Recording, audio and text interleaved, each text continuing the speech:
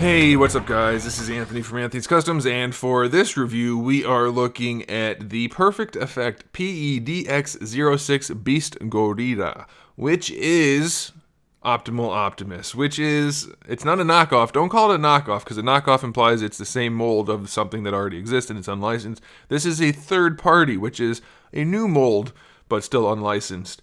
And the reason I got this, I don't normally get third party stuff, but I really doubt that they're ever going to give us a masterpiece Optimal Optimus. And while he's not my favorite version of Optimus Primal ever, it is a cool version. I thought it would go nicely with the new masterpiece Beast Wars that they're putting out. It's not quite to scale, but I'll give you a measurement as we go. But it's a really cool figure for what it is. It definitely could be better in a lot of ways, but it's gonna get the job done, and I think a lot of you might be interested in it. I know a lot of Transformer collectors are into the third party thing, so I thought, what the heck? Let's look at the Perfect Beast GORIRA. So let's get him off the stand and take a closer look. Okay, so this guy stands, well, to the top of his arms about 11 inches, to the top of his head about 10 1/4, right around there. So that is in centimeters, 28 centimeters, and about 25, maybe 25 1/2. He definitely has some size. I was going through some images from Beast Wars, some screenshots, just to see, because I don't have any of my Beast Wars handy right now. I'm going to have this guy out again when I get the next Optimus or Dinobot, whichever one comes first. It should be Optimus. I'll compare them then to him, but in the Beast Wars show, his size changes drastically. Sometimes you have somebody like Rhinox only coming up to his knees. Sometimes he comes up to his hips, so it's a little bit of a flexible situation. So most of the let's say just Optimus was about 6 inches roughly, and that should be a little bit shorter than Rhinox, if memory serves. I don't remember offhand right now, but his hips are about 6 inches. So it's not going to be perfect to scale. He's going to be a little bit too small. Like, let's say if Rhinox comes up to here, he's definitely... I don't think Rhinox is that tall. Maybe he is in the actual figure. Anyway, it's not perfectly scaled with the masterpiece, but it's going to be close enough that it's going to look cool on a shelf, and that's all I got this for. The quality of this thing, not the best in terms of articulation. There are some serious issues, but the overall finish on it is pretty darn good. You can see we have this kind of flat metallic for the blues. Definitely not the shiny chrome-plated vacuum chrome blue from the 90s line, but it looks good. The orange plastic is nicely done. The silver plastic is nicely done. The purple plastic is nicely done. I'm very pleased with it. I really like the head sculpt. The head sculpt looks really good, both in paint and sculpt. So I guess the head in general just looks really good. I'm very happy with that. Unfortunately, this guy does not light up like the original one. There's just no way for him to light up. That's unfortunate. If he does, and I'm crazy and I'm just missing it, then let me know, but I don't see any way to light him up. The one thing that this guy is missing that bothers me, and only because it's missing it, but he doesn't have the Maximal logo anywhere, and that's because it's a third-party item, but no big deal. I can live with that. He does transform into the flying mode, the tank mode, and the beast mode. I'm not going to talk specifically about the tank or the flying mode. They exist, they're fairly accurate, but if you're buying this thing and putting him in one of those modes, then you shouldn't be buying it at all, because you're a crazy person. Yeah, just get him and leave him in robot mode, to be completely honest, but if you want to put him in beast mode, we're going to show you that. I'll show you pictures of the other two, but we're not going to bother talking about it, because frankly, I don't like those modes and I don't want to. And that might bother some people, but oh well. He does have one accessory, and that is his gun, which is nicely done. It looks good. They painted it well enough. The handle folds back into it. You know what? Does it go on his back? I didn't even think to look. It should go on his back, right? Doesn't it? The original one went like up here, which doesn't do. I don't know if it goes on his back. So why does the handle fold up? It folds up for the tank mode. That's what it is, or the flying mode. It's for the flying mode. I remember now. So anyway, it's a nice accessory, but that's it. The directions never actually show you doing anything with these, but they do show you what I did on accident. I realized as I was doing it. These guys do pop off from this upper joint, this upper peg, which have the hands exposed. So you want to take these guys off, and then you move them down, and it hides the hands. And you're going to do that for either the tank or the flight. It might be both, but you use these peg holes on the arms, which I did on accident the first time. And then that will hide the fist hands behind behind these pieces of armor. So that's all it is they just kind of slide forward on that. As far as I can tell, there's no way to fit them on the top here. So that's all it is, and they just don't talk about it in the directions. I guess they forgot about it.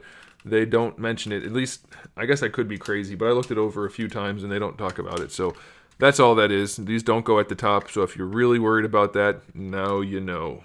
But anyway, I don't like him having those up there anyway, so if they don't fit, I'm okay with that. If they do fit and I find out about it, then bonus points for everybody. We all get some bonus points because that's more accurate for the show. Okay, so you're probably wondering, how's the articulation on this guy? Well, first of all, these guys back here articulate. They swing all the way forward, and then we have the big-ass cannons like we're supposed to have, and it is good. They look awesome, and they fit nicely. They snap into place.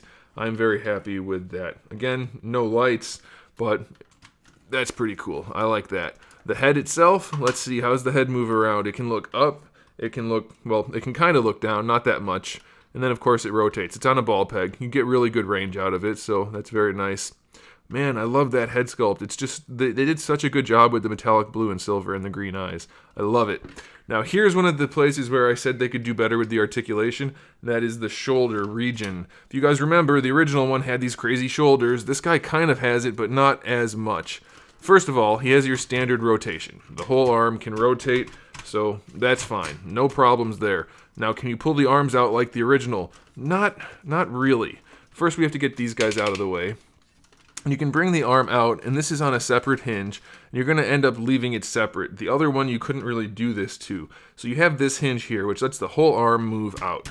So if you want to bring the arm out, you can do that, but this piece is going to stay like that. I don't hate that. That's not a problem. I kind of like it. It makes it work a little bit better. It gives it a little bit more of a natural, clean look. But as you can see right here, things are starting to separate, and that's what bothers me. These pieces don't stay together well enough as you're trying to pose it to have a good time. You're going to end up spending a lot of time having to reconnect that, which it's not the biggest deal in the world, but it is a deal, especially when you go to bend the arm back.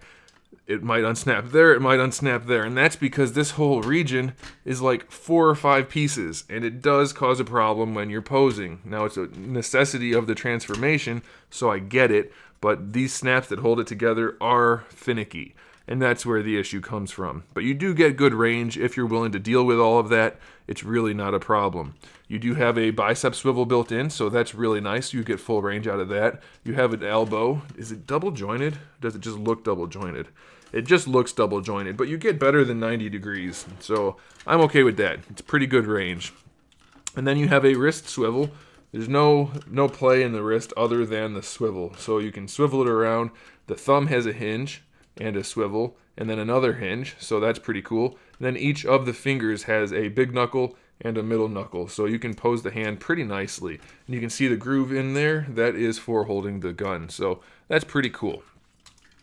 Now, I can't get this piece to open. I don't know. There we go. You have to lift it up, I guess, to open it. So that does open up just like in the original, so that's kind of cool. I like that. Let's snap that back into place. There we go. And then we do have this little flip down piece right here, which reveals what I guess is kind of like the spark or the matrix. I guess it's supposed to be the matrix inside of his chest, so that's a cool little thing, but I'm pretty sure... Was the spark inside here at the one point in the show? God, it's been years. I watched the show so many times and I can't remember. But either way, we have that little panel that flips down and reveals the little generic spark/matrix thing that's in his chest. It does look kind of like the matrix, but not quite. I really like that they did the hips like this. These little guys are just floating pieces. They hide the hip articulation very nicely, and it makes it look less mechanical and more organic. So that's pretty cool. As far as the range for the hips go, well, you have to unsnap the feet. They connect just like the original. So the legs can actually go pretty far back. If the gun's not there, hanging out there, you can bring the legs really far back. If you use the knee, they don't go any too much farther back at the hip. But they go pretty much all the way forward at the hip. So yeah, you can get the legs really out there. He's got really good range in the hips. They have really big ratchets though, so you can see that range is all on one tooth. And since he does have die-cast feet, you might end up losing that pose, so be careful. You have a full thigh swivel, which is really nice, and then you can bring, let me move the arm, you can bring the hips all the way out to the side. So I do like it. It's mostly really good. It's just you're going to have some issues with the feet being really heavy and some issues with the shoulders being kind of finicky. For the knees, you do get a double joint technically. This bottom joint that I used right now, it's not the best because it's really loose. I mean, it's not really meant to be used as a knee joint, so you don't probably want to do that. It snaps into place and you probably want to leave it there. You want to use this upper knee joint, which is ratcheted. You only get about 90 degrees with that, but as bulky as this guy is, I think 90 degrees is okay. We'll leave that where it is. So it's fine. It's going to take a little bit of work to pose him, but otherwise it's fine. So for the ankles, we have an ankle rocker for the entire foot, and you can see you get really good range out of it. You can also rotate the toe if you need more, but it bumps into the shin, so it's not going to do too much for you. As for moving the ankle forward and back, you can move it back, which doesn't help all that much, and you cannot move it forward. So it is going to limit the posability to an extent. I would have really liked to see a hinge in this toe area so that it could fold up. But ultimately, you're going to be able to get him into some poses, and that's going to be good enough. He's just so big and bulky, you're probably not going for the craziest of poses anyway, and I think that's okay. You can see he's just very aesthetically pleasing, though. I love this thing, even though it has its fair share of issues, and I kind of expected it would anyway.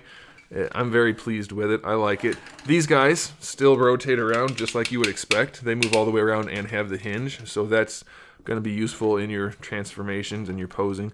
This moves around. So yeah, most of it's going to be for putting him in the tank or the flight mode. You don't really need to do that. I think if you are a reasonable person, you're probably never going to do that anyway. So I'm going to go ahead and get him transformed into beast mode to show you that, and we will go on from there.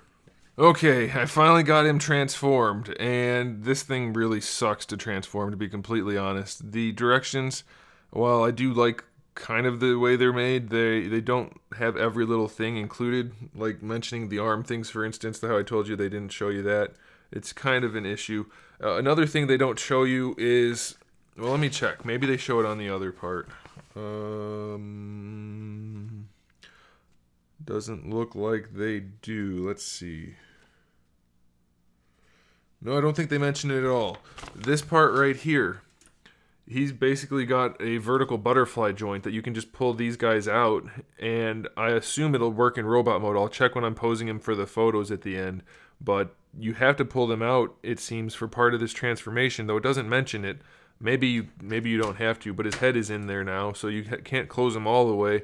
So I don't know, it's just weird, and then you can see it's got like this really weird anatomy, and it doesn't look anything like Optimus Primal. The arms are all the same articulation, essentially, except for the shoulders don't have that extra extending part now. That stretched out piece is now inside here, so you're just going to function off that top hinge, and then the elbow is the same. The head does move around nicely, so that's a good thing.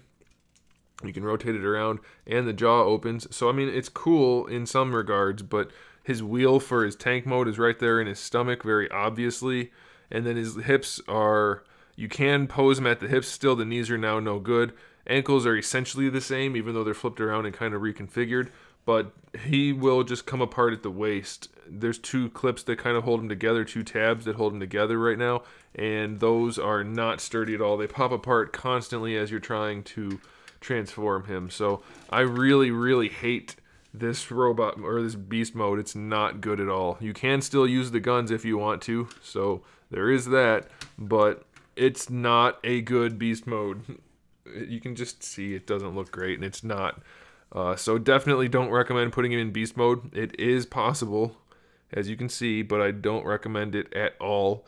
And I definitely don't recommend the other two modes either. It's not worth getting if you're going to get it for anything other than robot mode. That's it. So there it is, guys. Thanks for watching. Make sure you subscribe to the channel. I have new videos up every single day, so make sure you come back for that. Give the video a thumbs up if you liked it. And in the meantime, keep collecting.